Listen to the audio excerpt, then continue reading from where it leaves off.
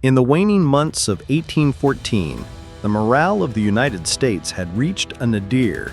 The War of 1812, a conflict initiated with ambitions of conquering Canada and asserting national sovereignty, had largely devolved into a series of frustrating setbacks and military embarrassments. The nadir was reached in August, when British forces marched into the nation's capital, Washington, D.C., and put the White House and Capitol building to the torch, a profound national humiliation. Against this backdrop of defeat and division, the events that unfolded on the plains of Chalmette, just south of New Orleans, on January 8, 1815, were nothing short of astonishing. There, a hastily assembled American army, led by the indomitable Major General Andrew Jackson, inflicted one of the most lopsided defeats in military history upon a veteran British force. The Battle of New Orleans presents a fascinating paradox. It was fought 15 days after American and British diplomats had signed the Treaty of Ghent, the peace agreement that formally ended the war. This chronological anomaly has led some to dismiss the engagement as a bloody and ultimately pointless postscript. However, such a view fundamentally misunderstands its profound consequences. The battle, far from being militarily irrelevant, was the single most important event of the war for forging a durable American national identity, securing the nation's westward expansion by decisively thwarting British geopolitical ambitions, and launching the political career of Andrew Jackson, who would come to define the subsequent era of American history. With the defeat and abdication of Napoleon Bonaparte in April 1814, the British Empire was free to pivot its formidable military might from the European continent to North America. The campaign aimed at the American Gulf Coast was no mere punitive raid. It was a primary strategic objective designed to cripple the young republic. In September 1814, the British Secretary of State for War and the Colonies, Earl Bathurst, outlined the expedition's goals to its commanders: seize control of the mouth of the Mississippi River to sever the economic lifeline of the Trans-Appalachian West, and occupy a valuable land possession that could be used as a powerful bargaining chip in the ongoing peace negotiations at Ghent. Beneath these stated objectives lay a more profound and audacious ambition: the potential nullification of the 1803 Louisiana Purchase. The British government, along with its ally Spain, had never formally recognized the legitimacy of the land deals made by Napoleon, viewing the American acquisition of the vast Louisiana territory as an illegal transaction. A successful military occupation of New Orleans would have provided Britain with the leverage to argue that the purchase was void. This could have resulted in the territory's return to Spain or its retention as a British colony, effectively rolling back the American frontier to its pre-1803 boundaries and permanently checking the nation's westward expansion. The high stakes of this gambit were underscored by the secret orders issued to the British commander, Major General Sir Edward Pakenham, instructing him to continue the war and press his objectives even if he heard rumors of a peace settlement. The attack on New Orleans was therefore not simply a battle for a port city. It was a calculated geopolitical maneuver to fundamentally redraw the map of North America and cripple the United States' continental destiny. The defense of New Orleans fell to one of the most remarkable figures in American history, Major General Andrew Jackson, a self-made man forged in the crucible of the frontier, a veteran of the Revolutionary War, in which he served as a 13-year-old courier, a former congressman and senator, and a Tennessee judge. His military reputation was built not on formal training, but on an iron will, an intuitive grasp of irregular warfare, and a ruthless effectiveness demonstrated during his recent decisive campaign against the Creek Indians. When Jackson arrived in New Orleans on December 1, 1814, he found the city in a state of near panic. His response was immediate and characteristic. He declared martial law, a controversial but essential move that suspended civil liberties and placed the city's entire resources and population under his absolute command. He was a master of motivation, possessing the unique ability to inspire and unify a disparate collection of men into a cohesive and determined fighting force. The command of the British Expeditionary Force was given to Major General Sir Edward Pakenham, a respected Anglo-Irish aristocrat and brother-in-law of the Duke of Wellington. A decorated hero of the Peninsular War against Napoleon's armies, Pakenham had earned accolades for his brilliant and decisive leadership at the Battle of Salamanca. Wellington himself, though acknowledging his brother-in-law was not the brightest genius, affirmed that he is one of the best we have. Pakenham was, by all accounts, a brave, enterprising, and highly competent commander, steeped in the conventional tactics of European warfare. However, he arrived at the front on Christmas Day, 1814, to find his army bogged down in a poorly chosen, vulnerable position, its momentum stalled by Jackson's initial aggressive actions. Annoyed by his subordinates' inability to advance, Pakenham inherited a deteriorating situation and faced immense pressure to deliver the swift, decisive victory that London expected. The campaign thus became a clash of military paradigms. Jackson's adaptable, terrain-focused, and psychologically driven frontier warfare against Pakenham's conventional, discipline-based European tactics waged on ground that heavily favored the former. On December 14, 1814, a British naval force under Captain Nicholas Lockyer attacked and overwhelmed Lieutenant Thomas Ape Catesby Jones's small American gunboat flotilla on Lake Bourne. This victory secured the British an unopposed route for their amphibious landing, but the fierce resistance of the American gunboats delayed the British timetable and provided Jackson with his first concrete intelligence of the invasion.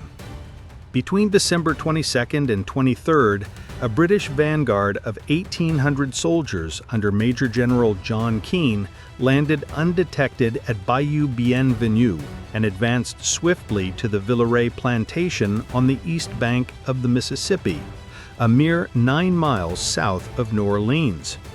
The British were poised for a rapid, potentially decisive strike against the city.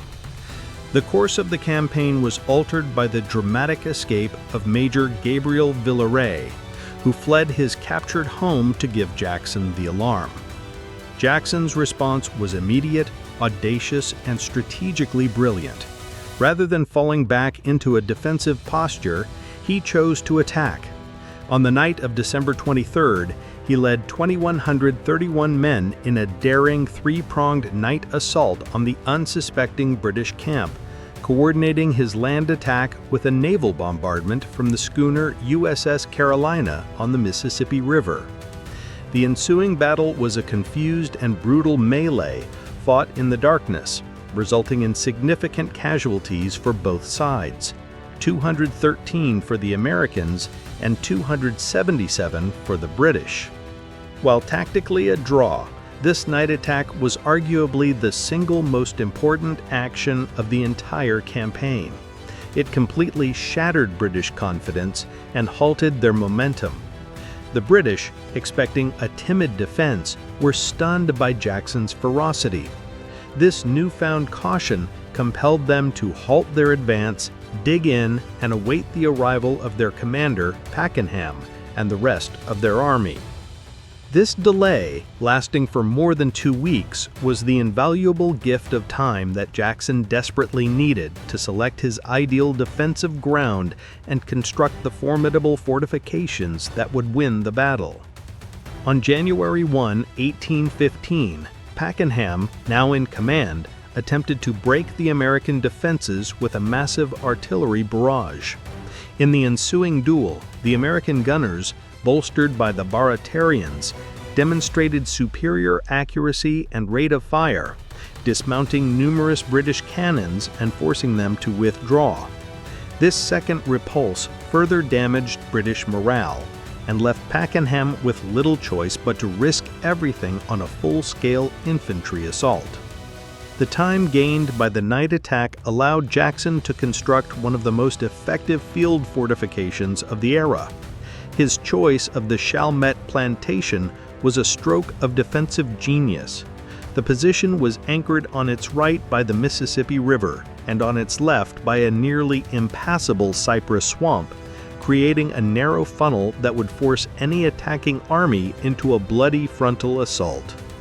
The central feature of this defense was the Rodriguez Canal, a disused mill race about 10 feet wide and 4 feet deep that served as a natural moat. Behind this canal, Jackson's engineers, utilizing local slave labor, oversaw the construction of a massive earthen rampart or breastwork that stretched for nearly a mile from the river to the swamp. This rampart, buttressed with timber, rose to a height of 7 feet and was the primary defensive work. Contrary to popular legend, cotton bales were used sparingly and proved to be a liability, as they could be set ablaze by artillery fire.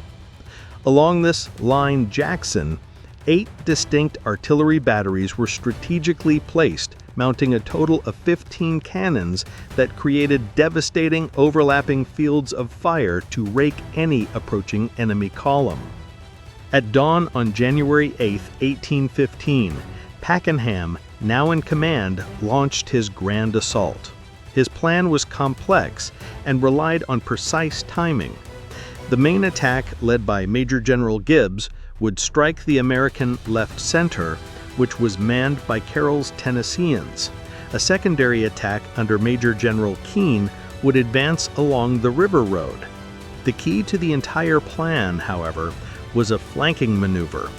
A force of over 1,000 men under the capable Colonel William Thornton was to cross to the west bank of the Mississippi during the night, capture the American batteries there, and turn them on the unprotected rear of Line Jackson.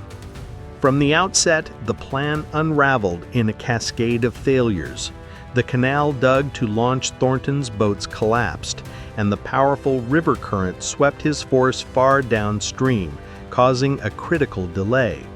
Though Thornton's men would eventually capture the American West Bank position, they did so far too late to affect the outcome of the main battle. As the main British force began its advance, a heavy morning fog that was meant to conceal their approach lifted, suddenly exposing the dense columns of red-coated soldiers in the open fields. They were perfect targets for the American artillery. Then came the most infamous blunder.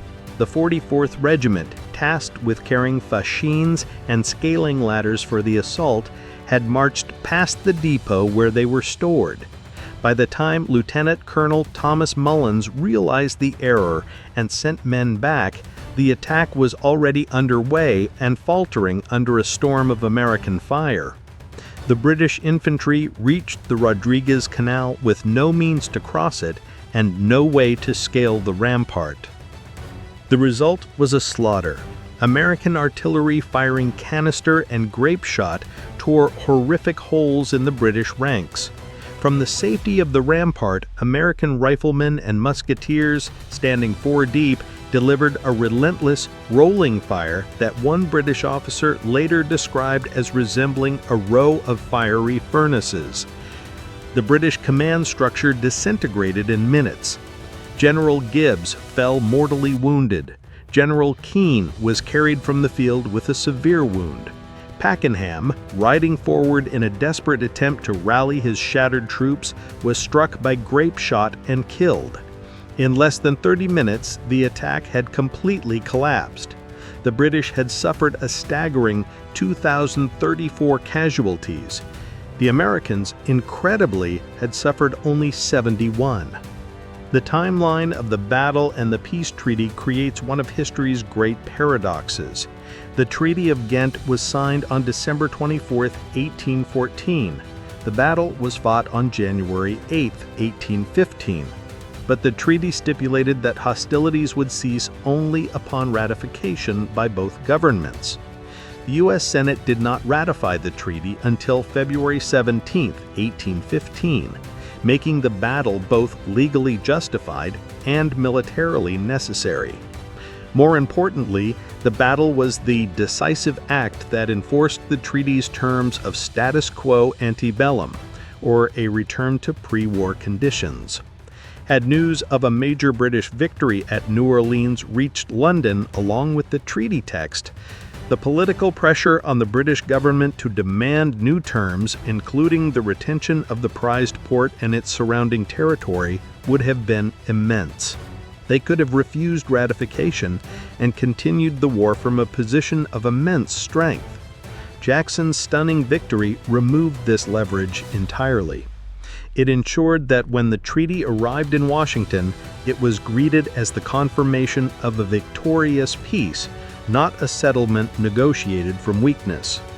The Battle of New Orleans therefore served as the military guarantor of the diplomatic peace. The Battle of New Orleans had an immediate and transformative effect on the United States. It instantly elevated Andrew Jackson to the status of a national icon, the greatest American hero since George Washington. The hero of New Orleans became a living symbol of American democratic vigor and frontier resilience, a reputation that formed the bedrock of his political career and propelled him to the presidency in 1828. More profoundly, the victory reshaped the American psyche. After a war filled with humiliating defeats, New Orleans provided a moment of pure, unambiguous triumph against the world's preeminent military power. This immense surge of national pride helped to heal a politically fractured country, dealing a final blow to the Federalist Party, which had been discredited by its opposition to the war at the Hartford Convention, and ushering in a period of relative political unity known as the Era of Good Feelings. The battle became a foundational myth for the young republic, a story of how a diverse coalition of citizen soldiers, led by a quintessential American frontiersman, could decisively defeat a professional, aristocratic European army. It solidified a new, confident American identity and provided the nation with the self-assurance to pursue its continental destiny.